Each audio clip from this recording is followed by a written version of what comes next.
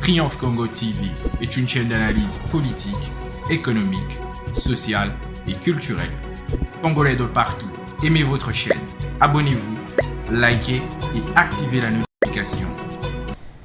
Madame Jenna Maloba, bonjour. Bonjour. Vous êtes femme leader du Katanga, vivant à Lubumbashi.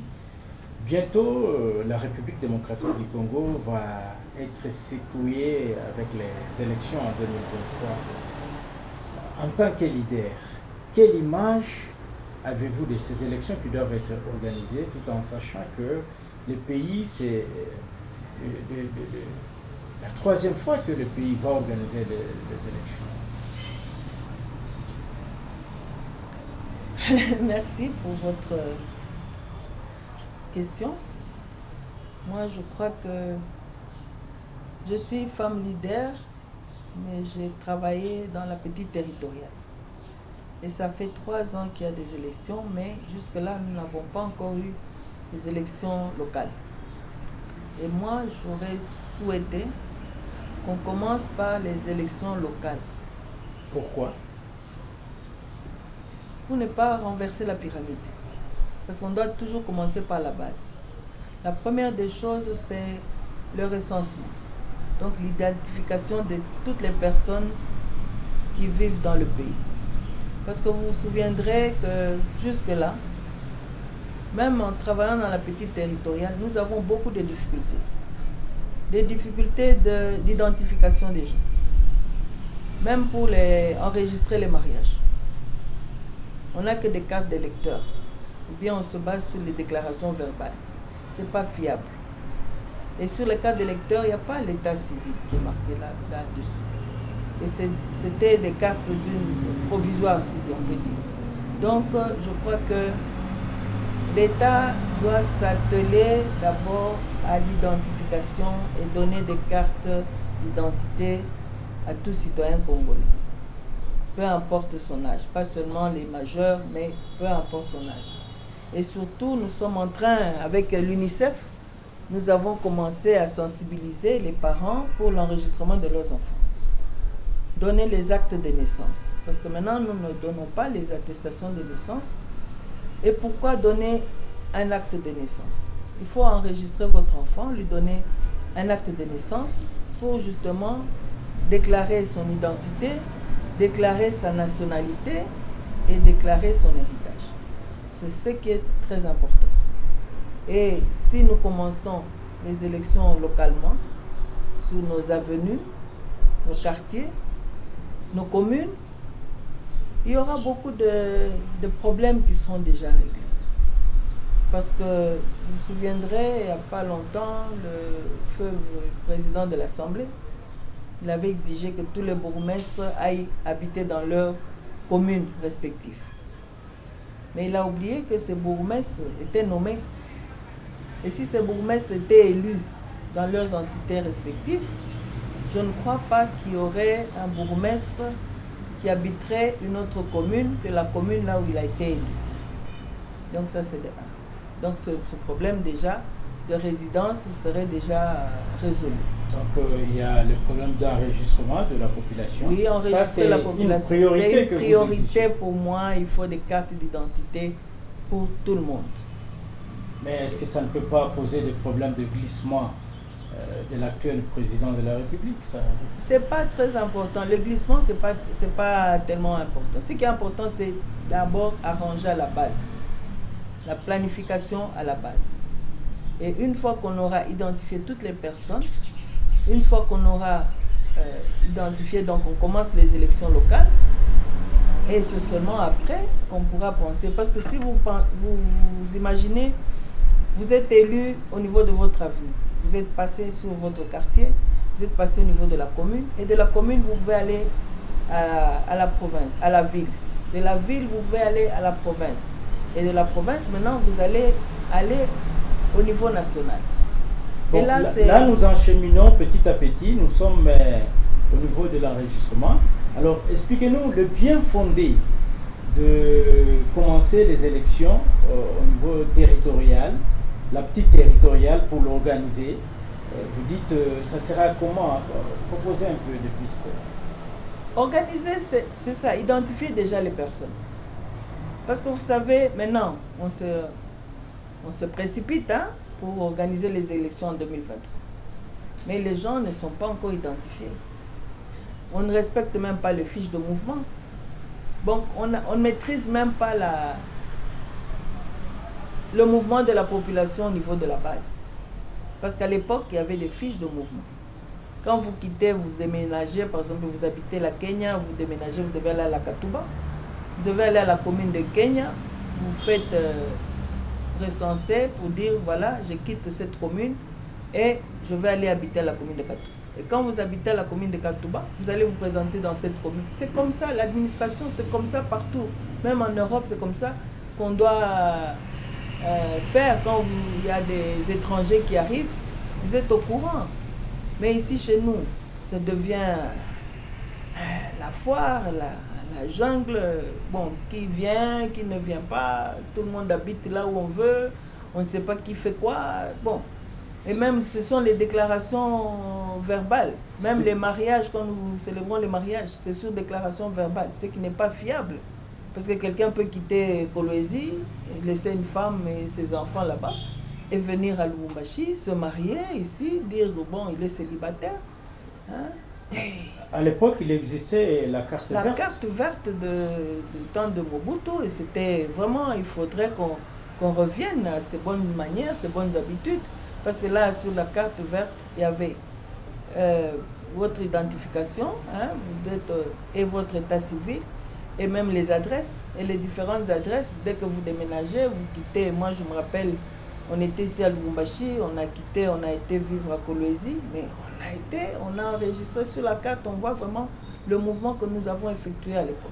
Est-ce que pensez-vous que le fait qu'il n'y a pas cette organisation de la petite territoriale, c'est ce qui est à la base aujourd'hui de l'échec, qu'on constate que le pays n'avance pas? Oui, parce qu'on met au sommet, des fois, pas au sommet, quand vous n'avez pas encore travaillé dans la petite territoriale, donc vous ne connaissez pas les problèmes de la population. Vous ne vous imaginez pas ce qu'il y a comme problème exactement. On vous met, même à l'époque, même quand on prend la société Gécamine, vous ne pouvez pas être directeur directement sans avoir passé par le bas échelon. On commence par chef de service, et puis vous montez, et puis vous devenez chef après. Et après avoir maîtrisé toutes les matières. Mon mari, il a été ingénieur brasseur, il a étudié en Belgique, et quand il est venu se faire engager ici à la Brassimba, il a commencé par le bas échelon. Il a fait aussi les nuits, il a vérifié les salles de machines, il est monté jusqu'à être directeur de la fabrication. Mais au moins, on maîtrise cette matière. Mais ici, chez nous, bon, avec même la formation de la décentralisation, il y en a très peu qui ont eu cette formation. Donc, on ne comprend pas très bien. On ne comprend pas. On voit des ministres provinciaux, par exemple, qui s'attellent, ils sont nommés ministres provinciaux. Mais ils s'attellent seulement dans la ville de Lubumbashi. Alors qu'il y a 6 territoires. Dans le Haut-Katanga, il y a 6 territoires. Je n'ai jamais entendu un ministre provincial aller à Kasenga, arranger les routes là-bas, ou voir si les habitants de Kasenga payent je ne sais pas quoi. Là, ils sont un peu oubliés, laissés pour compte, mais tous les ministres se promènent seulement dans la ville de Lubumbashi. Et s'il arrivait qu'on vous demande, dommage. Oui, ce qui est dommage. Mais s'il arrivait qu'on vous demande aujourd'hui de lancer un message à la CENI, parce que la CENI est en train de s'atteler et toute la population congolaise ne pense que sur les élections présidentielles. Oui, ça c'est... Je dis que ça c'est vraiment dommage. Pour moi, je dirais, même si vous avez un véhicule qui fait par exemple 3000 km, et quand on doit s'arrêter, faire l'entretien. On ne va pas changer le chauffeur parce qu'il a fait 3000 km. Qu'est-ce que vous voulez dire? Pour vous dire que si le véhicule a fait 3000 km, il faudra un entretien. Et l'entretien, il faut revoir tout. Il faut revoir les pneus, il faut revoir les filtres à huile, les filtres à air, tout, avant de changer le chauffeur. Alors, sur le plan des cas d'espèce? Les cas d'espèce, je crois que le président, il peut rester là où il est et on commence par la base. Oui. Moi, en tout cas, c'est mon souhait. On commence par organiser d'abord la base. Donc, la et on petite va remonter, la petite territoriale. Ça, c'est très important. Mais ça demande de moyens. Il y a beaucoup de moyens, ça. Ça fait 3 ans, ça fait 3 fois. Ça fait 3 fois on organise les élections, mais on ne pense pas à la base. Mais avec Mouzé, on avait fait ces élections là-bas, tout simplement. Avec pas autant de frais. Hein? Les CPP, on avait organisé. Et moi-même qui vous parle ici, j'étais élu ministre des CPP à la commune de Lubumbashi. J'ai commencé par l'avenue, on m'a élu. Et je suis passé dans le quartier, j'étais élu. Et puis je suis passé à la commune. J'étais élu ministre des Affaires sociales, jeunesse, sport et loisirs. Et là, il faut... Et les élections se sont passées dans la transparence. Pas comme des élections maintenant où on cherche à tricher, on cherche à faire avancer certaines. Et bon. Il y a des compétences qu'on peut ignorer comme ça, juste par favoritisme. Vous savez, maintenant, il y a des gens qui changent de parti politique juste pour les intérêts personnels. Et je crois que moi, j'ai confiance avec le gouvernement. Hein, parce que vous savez, même le gouvernement qui est là, à peine qu'ils ont commencé à travailler, vous mettez la pression pour qu'il y ait des élections d'ici 2 ans, d'ici 3 ans. Bon, qu'est-ce qu'ils vont faire comme travail? Donc, il faut les accorder beaucoup de temps. Il faut les accorder du temps. Parce que, par exemple, il y a eu un temps de, si on peut dire, d'adaptation. Hein? On a tâtonné un peu, on s'adapte. Et maintenant, on sent, même le président, on sent maintenant qu'il maîtrise les matières. Il organise son travail.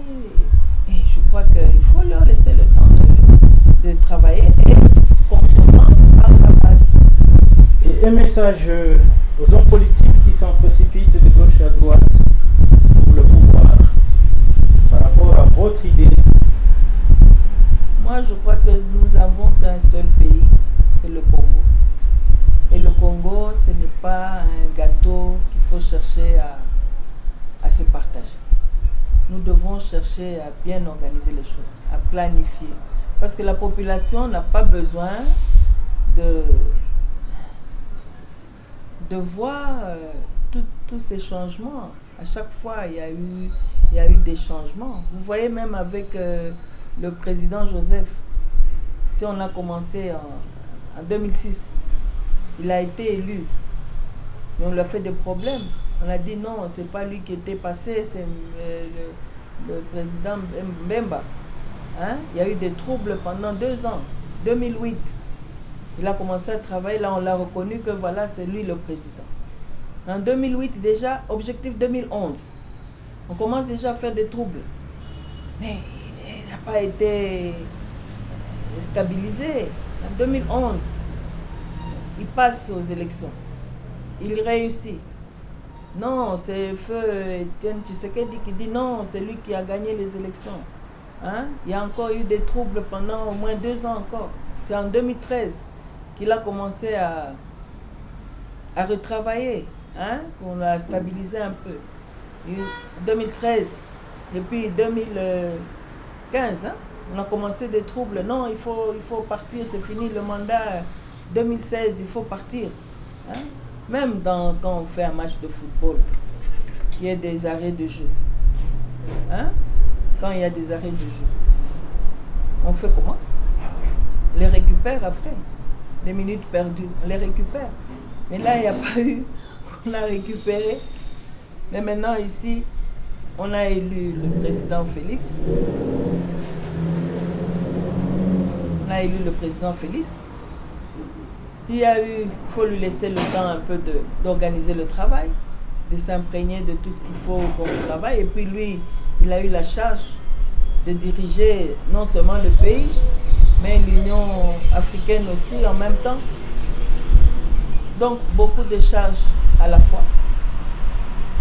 Il ne faudrait pas qu'on commence à le perturber. Moi, je crois qu'il faudrait laisser au niveau national qu'on les laisse travailler, mais qu'on s'attelle plus d'abord à organiser la base. Parce que la base, c'est ce qui est essentiel pour un pays. Et la base, la population a besoin de la base. Parce que vous savez, même dans les rétrocessions, quand on met directement les gens là-bas au-dessus, au niveau national, ils ne comprennent pas les soucis de la base. Mais si on donne les moyens à la base, les gens vont voir le changement dans la population, que les gens vont être contents. Les Congolais ne sont pas très compliqués.